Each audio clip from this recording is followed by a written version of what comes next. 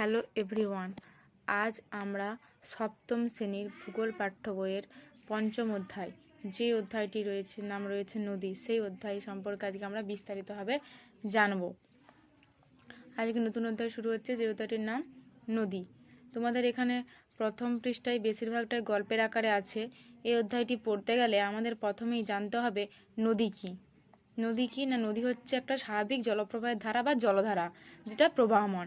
তাহলে যদি নদী কাকে বলা হয়, সংজ্ঞা হিসেবে যদি প্রশ্ন আসে বা সংজ্ঞা হিসেবে যদি বলা হয়, তাহলে তোমরা কি বলবে না, স্বাভাবিক প্রবাহমান জলধারা অভিকর্ষের টানে ঢাল অনুসারে উৎস থেকে মোহনার দিকে বয়ে চলে, তাকে নদী বলে। আমাদের এখানে যে গল্পটার আকারে দিয়ে আছে, এই গল্পটা একটু পড়ি চলো। পাহাড়ের মাথায় একটা বড় পাথরের ওপর বসে আছে হই, আর চারিদিকে ঘন সবুজ পাইন বনের নিচের উপত্যকার দিকে তাকিয়ে কি যেন ভাবছে সে। হঠাৎ লাফাতে লাফাতে চই এসে বলল, ওহে ভাবুক, কি এত দেখছ? দূরে ওই উপত্যকা দিয়ে বয়ে চলা নদীটিকে। নদী? ওখানে এত বড় নদী এলো কোথা থেকে? হই বলল, এই পাহাড় থেকে যে ছোট ছোট জলধারা বয়ে চলেছে, সেটা ওই নদীতে গিয়ে মিশেছে।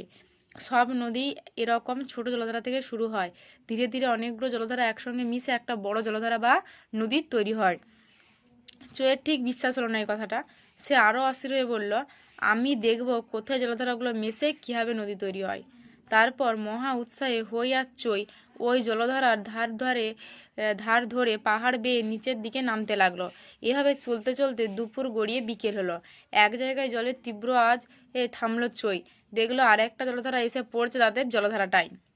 এরকম অনেকগুলো জলধারা পেরিয়ে প্রায় সন্ধ্যের মুখে একটা সমতল জায়গায় এসে থামলো তারা। বুঝলে, এটাই পাহাড়ের নিচের সেই উপত্যকাটা। কিছু দূরেই জলের বিরাট গর্জন শোনা যাচ্ছে। আশেপাশের পাহাড় থেকে অনেকগুলো জলধারা এসে তৈরি হয়েছে বিরাট এক জলধারা। নদী নদী উল্লাসে চিৎকার করে উঠল চই। প্রবল বেগে সেই নদী বয়ে চলেছে উপত্যকার মধ্য দিয়ে আরও নিচু অঞ্চলের দিকে, হয়তো কোনো সমুদ্রের দিকে। এই যে এই গল্পটা থেকে নদীর কীভাবে সৃষ্টি বা নদীর এই হচ্ছে একটা জলধারা, তারই হচ্ছে প্রমাণ। তার নদী সম্বন্ধে আমাদের যাতে বুঝতে না অসুবিধা হয়, তার জন্য এই গল্পটি দেওয়া আছে। গল্পটা নদীর সৃষ্টির গল্প। সহজে বললে, পার্বত্য অঞ্চলে বিভিন্ন দিক থেকে প্রবাহিত ছোটো ছোটো জলধারাগুলো যখন পরস্পর মিলিত হয়ে ভূমির ঢাল অনুসারে উঁচু থেকে নিচু স্থানের দিকে বয়ে চলে, তখন কি হয় না, তখন নদীর সৃষ্টি হয়। পরবর্তী পৃষ্ঠায় কি বলা হয়েছে না, নদীর উৎস। নদীর উৎস কাকে বলে? যেখানে নদীর সৃষ্টি হয় সেই জায়গায় নদীর উৎস বলে। সাধারণত পাহাড়, পর্বত বা মালভূমির মতো কোনো উঁচু জায়গায় নদীর উৎপত্তি বা সৃষ্টি হয়। গঙ্গোত্রী হিমবাহের গোমুখ থেকে ভারতের প্রধান নদী গঙ্গার উৎপত্তি হয়েছে। তাহলে গঙ্গা নদীর উৎপত্তি কোথায়? গঙ্গোত্রী হিমবাহের গোমুখ থেকে। তারপরে হচ্ছে নদীর মোহনা, না যেখানে গিয়ে নদী শেষ হয়, অর্থাৎ নদী কোনো সাগর বা উপসাগর, হ্রদ, জলাশয় বা অন্যান্য কোনো নদীতে গিয়ে মেশে, সেই জায়গাকে নদীর মোহনা বলে। পশ্চিমবঙ্গের দক্ষিণ বঙ্গোপসাগরে গঙ্গা নদীর মোহনা। তাহলে গঙ্গা নদীর উৎস এবং গঙ্গা নদীর মোহনা আমরা এখান থেকে জানলাম।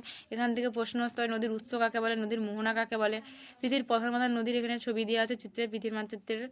হচ্ছে এখানে নদীর সংজ্ঞাটা দেওয়া আছে, যে আমি আগেই বলেছি নদী কাকে বলে, এখানে আরেকবার বলে দিচ্ছি।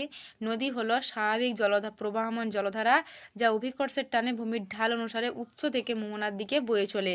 এখানে একটা টেবিল দেওয়া আছে, পৃথিবীর প্রধান নদীগুলোর নাম দৈর্ঘ্য অনুসারে প্রধান প্রধান পরপর নামগুলো দেওয়া আছে এবং কোন মহাদেশে অবস্থিত, তাদের দৈর্ঘ্য কত কিলোমিটার সেই সম্বন্ধে লেখা আছে। যেমন নদীগুলো হচ্ছে নীল হচ্ছে আফ্রিকা মহাদেশে অবস্থিত, দৈর্ঘ্য 6650 কিমি। আমাজন দক্ষিণ আমেরিকায় মহাদেশে অবস্থিত, হচ্ছে দৈর্ঘ্য 6400 মিটার। ইয়াংশি এশিয়া মহাদেশে, যার দৈর্ঘ্য 6300 মিটার। মিসিসিপি উত্তর আমেরিকায় 3730 কিমি। মিসৌরি উত্তর আমেরিকায় 3770 কিলোমিটার দৈর্ঘ্য। মারে ডার্লিং ওসিয়ানিয়া মহাদেশে 3375 কিলোমিটার দৈর্ঘ্য। আর ভলগা ইউরোপ মহাদেশে 3530 কিলোমিটার। বলতে নদীগুলো কতটা লম্বা এঁকে ফেলতে পারো। কীভাবে আঁকবে না, বড় সংখ্যাকে ছোট করে নিলে আঁকতে সুবিধা হবে। প্রথমে সব দৈর্ঘ্যগুলো 1000 দিয়ে ভাগ করে ফেলো, তারপর ভাগগুলোকে সেমি ধরে একটা স্কেলের সেন্টিমিটারের দাগ অনুযায়ী লম্বা করে লাইনে এঁকে ফেলো।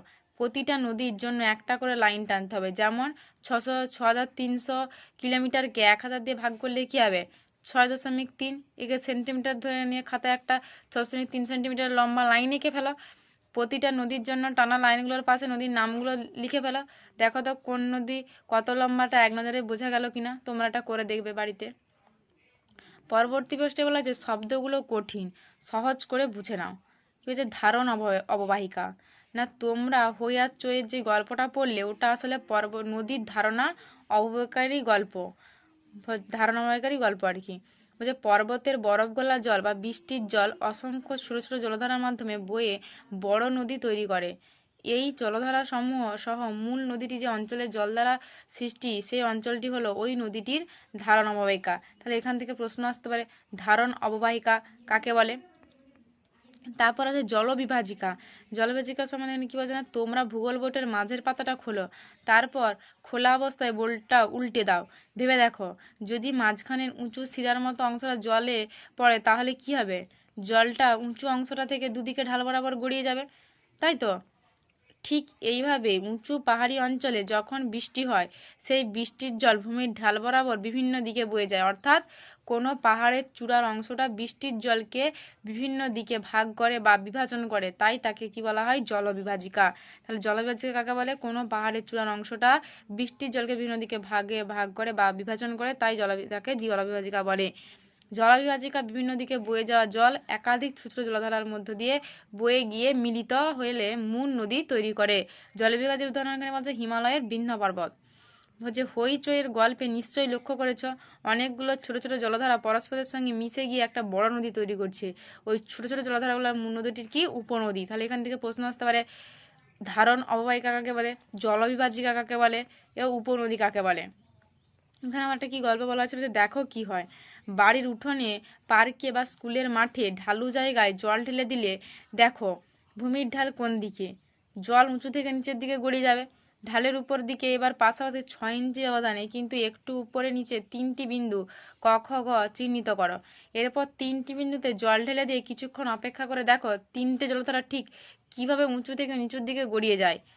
আরও একটা বিন্দু ঘ নাও, ঘয়ের সামনে 1 ফুট দূরে একটা বড় ইট বা পাথর রেখে দাও। এবার ঘ বিন্দুতে জল ঢেলে দেখো জলধারাটা কীভাবে গড়িয়ে যায়, তোমরা দেখবে। তারপরে উপনদী। উপনদী আমরা আগে এখানে একটুখানি পড়েছি উপনদী গল্পের আকারে, এখানে সংজ্ঞার আকারে উপনদী কাকে বলে বললে হবে উৎস থেকে সৃষ্টি হয়ে কোনো নদী যখন অন্য কোনো নদীতে এসে মেশে তখন ওই নদীটির উপনদী বলে। যেমন যমুনা, গোমতী, ঘরঘরা, কোশি, গণ্ডক প্রভৃতি নদীগুলি গঙ্গার উপনদী। তাহলে গঙ্গার উপনদী কোনগুলা? গোমতী, ঘরঘরা, কোশি, গণ্ডক। শাখা নদী না আবার মূল নদী থেকে যে সমস্ত নদী শাখার মতো বেরিয়ে গিয়ে অন্য কোথাও গিয়ে মিশে তাদের শাখা নদী বলে। ভাগীরথী, হুগলি হলো গঙ্গার প্রধান শাখা নদী। প্রশ্ন আসতে পারে গঙ্গার উপনদী কোনগুলি, গঙ্গার শাখা নদী কোনগুলি, বা উপনদী কাকে বলে, শাখা নদী কাকে বলে। এখানে তোমাদের একটা হাতের ছবি দিয়ে এবং নদীর ছবি দিয়ে দেখা যাচ্ছে কোনটা উপনদী কোনটা শাখা নদী, ভেবে দেখো তো। আগের দুটো পরীক্ষায় জলের প্রবাহ লক্ষ্য করে যা কিছু বুঝতে পারলে তার সঙ্গে এই উপনদী ও শাখা নদীর ধারণা কি কোনো মিল পেলে? পিগলুর ডায়েরি। পিগলুর ডায়েরি কি লেখা আছে? নদী উপত্যকা কাকে বলে এখানে লেখা আছে না নদী উপত্যকা কাকে বলে উৎস থেকে মোহনা পর্যন্ত যে খাতের মধ্য দিয়ে নদী প্রবাহিত হয় তাকে নদী উপত্যকা বলে। উৎস থেকে মোহনা পর্যন্ত যে খাতের মধ্যে দিয়ে নদী প্রবাহিত হয় তাকে কি বলা হয়? নদীর উপত্যকা। আর নদী অববাহিকা কাকে বলে না নদী তার উপনদী ও শাখা নদী সব উৎস থেকে মোহনা পর্যন্ত যে অঞ্চলের মধ্য দিয়ে প্রবাহিত হয় সেই বিস্তীর্ণ ভূমিকে বলা হচ্ছে কি না নদী অববাহিকা। আমাজন নদীর অববাহিকা পৃথিবীর বৃহত্তম নদী অববাহিকা। এটা শর্ট প্রশ্ন হিসেবে আসতে পারে যে পৃথিবীর বৃহত্তম নদী অববাহিকা কোনটি, না আমাজন নদীর অববাহিকা পৃথিবীর বৃহত্তম নদী অববাহিকা। দোয়াব কাকে বলে? একই নদী অববাহিকায় পাশাপাশি প্রবাহিত দুটো নদীর মধ্যবর্তী স্থানকে বলা হয় দোয়াব। পার্সি শব্দ দোয়াব, দো অর্থে দুই আর অব মানে আবু মানে জল বা নদী। ভারতের গঙ্গা ও যমুনা নদীর দোয়াব অংশে আগ্রা, এলাহাবাদ প্রভৃতি শহর অবস্থিত। এবারে এসছে অন্তর্বাহিনী নদী আর আন্তর্জাতিক নদী। অন্তর্বাহিনী নদী কাকে বলে না যে নদী কোনো দেশের মধ্যে উৎপন্ন হয়ে সেই দেশের মধ্যেই কোনো হ্রদ বা জলাশয় গিয়ে মেশে তাকে অন্তর্বাহিনী নদী বলে। যেমন ভারতের লুনি, রাশিয়ার আমুদরিয়া অন্তর্বাহিনী নদী।